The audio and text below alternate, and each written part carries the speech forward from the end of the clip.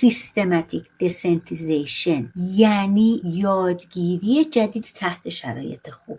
اما توی اکسپوژر ریسپانس پریونشن یعنی توی رویارویی پیشگیری از پاسخ، ما به اون اضطراب بده نیاز داریم، چون اونجا باید هابیچویشن صورت بگیره. اصلا قضیهش با این فرق میکنه. یادگیری جدید نیست، اونجا عادت آموزی باید صورت بگیره. حق نداریم بهش ریلکسیشن بدیم. پس تو حساسیت زدایی منظم به دلیل اینکه ما میخوایم یادگیری تحت شرایط آروم و خوب اتفاق بیفته، یعنی این دفعه تو یک شرایط مناسب اتفاق بیفته، ما باید ریلکسیشن رو بدیم. اما اکسپوژر ریسپانس پریونشن ما میخوایم یک جور عادت آموزی به اون حال بده پیدا کنیم. یارو فکر کنه حال بده منو میکشه. توی اکسپوژر ریسپانس پریونشن شما حق ندارید تحت هیچ شرایطی ریلکسیشن به فرد بدین، چون اون حال بده رو ما لازم داریم.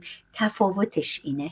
ما توی حساسیت زدایی تدریجی میخوایم یادگیری در شرایط آروم انجام بشه، برای اینکه روی کلی از شناختواره‌ها همون لحظه ما کار میکنیم. فرد باید مغزش آروم باشه. وقتی توی این موقعیت قرار میگیری میگه حالم بده، میگم چی از ذهنت رد میشه؟ من میدونم که گند میزنم. خب وقتی تو ریلکسیشن باشی، من میدونم که گند میزنم، مغزت هنوز آماده است که من چالش‌های شناختی با تو انجام بدم. واسه همین حساسیت زدایی تدریجی حتی از دید CBT نیز باید آرامسازی صورت بگیره، چون من نیاز به مغز تو موقع چالش دارم. اما تو اکسپوژر ریسپانس پریونشن اصلا چالش صورت نمیگیره که. خودش تو موقعیت قرار میدی تحت ریلکسیشن، حالا فکرها میریزه بالا. من که میدونم گند میزنم، پیش بینی منفی.